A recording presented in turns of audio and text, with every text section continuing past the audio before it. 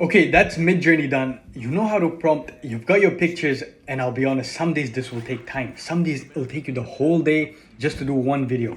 And some days you might just run through it and get like 4 done. But that is fine. If I was starting out, I would stick to one prompt. The same prompt we use, copy paste, copy paste, copy paste. That's fine, get your pictures done.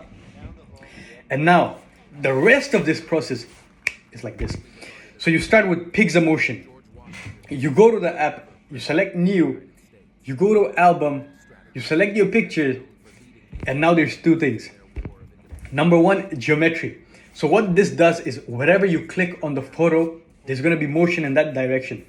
Joanne of Arc, there was 3 flames, and I wanted a straight line. So all I did was click, click, click, click, click in a straight line.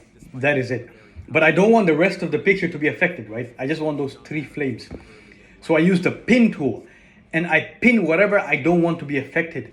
What this pin tool does is it creates boundaries, it creates walls. So whatever is inside these walls will not be affected. And this should take you seconds. But with all of this, right? Like with the pictures, people say, oh, this art is so good. It looks so realistic. It is so beautiful. How do I do this? But what Pixamotion does, it makes the viewer feel like you've put in so much effort, you know? It has this like holy effect. And it's true, like it is so spectacular. It looks so good. But with Pixamotion, we're not done yet because there is some things I've learned and I'm gonna tell you now.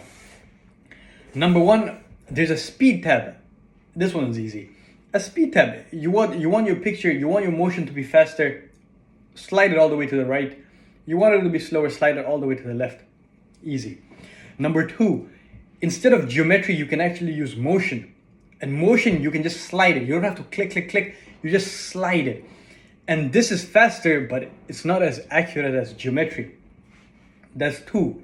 Just play with just play with it. See whichever one you like, use that one.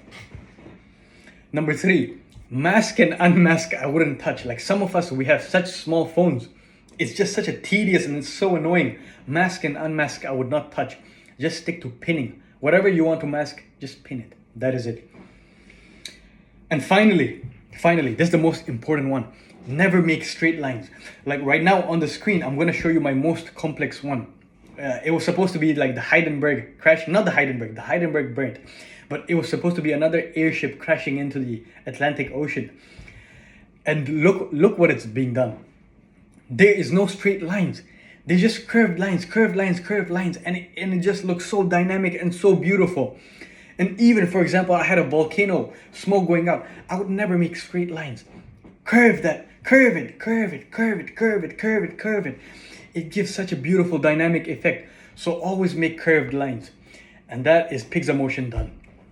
Well, almost. The concept is done, and that is all there is to Pixamotion.